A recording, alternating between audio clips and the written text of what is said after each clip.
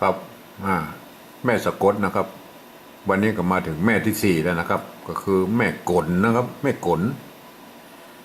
นี่ก็มีอยู่หลายตัวนะครับหลายตัว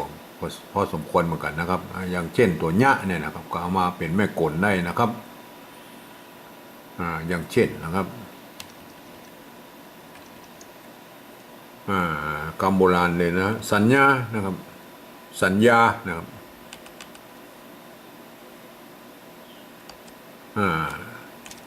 สัญญานะครับเห็นไหมครับ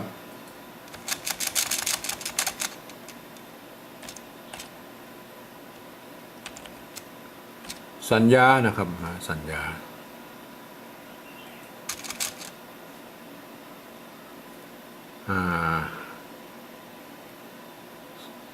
สามัญนะครับ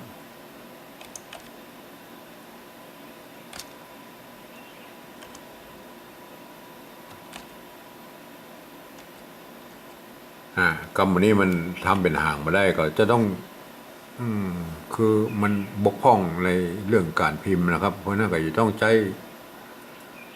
ขีดเอาละครับ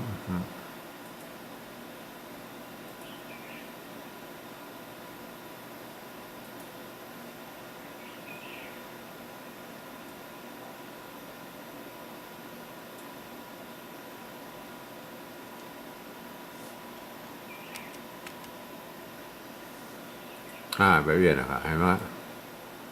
ก็จะขีดเอาครับจะขีดช่วยสามัญนะครับอย่างนี้เป็นต้นนะครับเป็นแม่กลนะครับ ตัวหน้า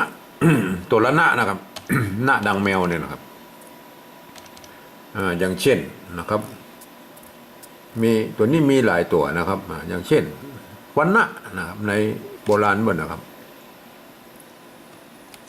หน้าอย่างเงี้ยนะครับวันนะ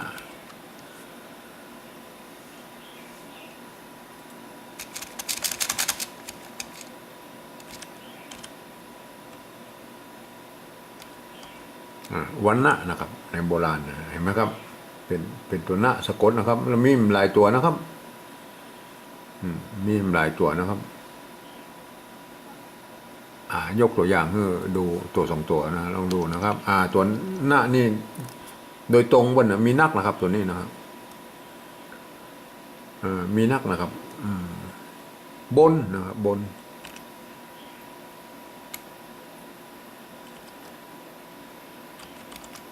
บน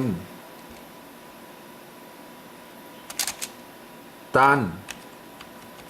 มีนักนะครับตัวนี้มันเป็นตัวรับคนนะครับ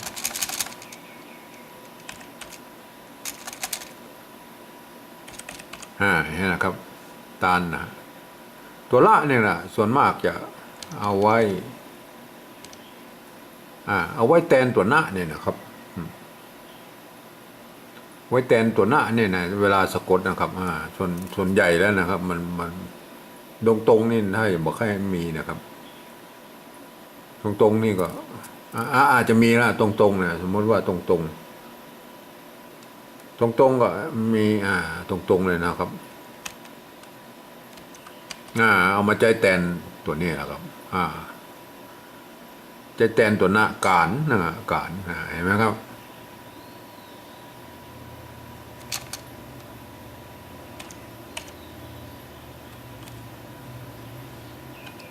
ส่งสารอาจจะใช้ตัวหน้าก็ได้นะเอาตัวละมาแทนนะฮะ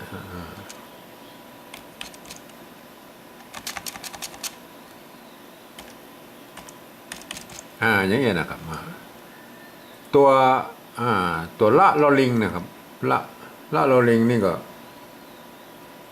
มีหลายกรรมเหมือนกันนะฮะผลนะครับสมมติว่าผลนะครับสะกดนี่ต้องเป็นหางนะครับอย่างนี้นะผลนะผลต้นตาลเอาไว้ทั้งรูปมีมปอเป็นหางนะครับตัวสะกดเนี่ยเห็นไหมฮะ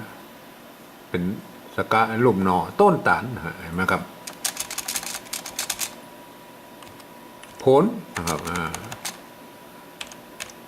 ต้นตาลต้นตาลตัวสุดท้ายก็คือตัวละตัวรอจุฬาเนี่ยนะละรอจุฬาเนี่ยนะเป็นตัวสะกดแทนตัวหน้าเนี่ยนะครับเป็นแม่กลเนี่ยนะครับอย่างเช่นนะครับ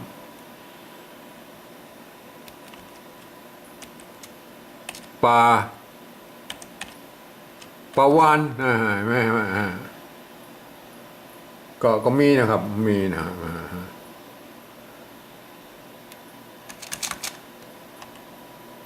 ไข้ไข้ไข้การและโรคนะครับกาและโรคนะอันนี้มันเป็นกาและโรคนะเห็นไหมไข้การนะไข้กาและโรคนะเห็นไหมครับอันนี้ก็จะใช้อย่างนี้ได้นะครับ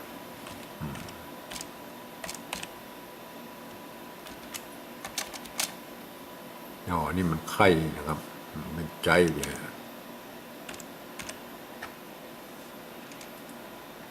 อันนี้มันเอาไว้ทางลุ่มมาได้ไหมครับไว้ทางลุ่มมาได้ก็เอาไว้ทางบนนะก็ไว้ทางลุ่มเอาไว้ทางลุ่มมันก็เป็นมันเป็นหางเข้าไว้ได้ไว้ทางลุ่มตัวนี้มันเป็นไรมันเป็นหางยาวไว้หน่อยอย่างไรไว้ทางลุ่มได้ก็เอาไว้ทางลุ่มบนเนี่ยครับใกล้กันนะครับมันก็น่าจะเป็นข้อยกเว้นนะครับเพราะเอาไว้ทางบนก่อนนะไข้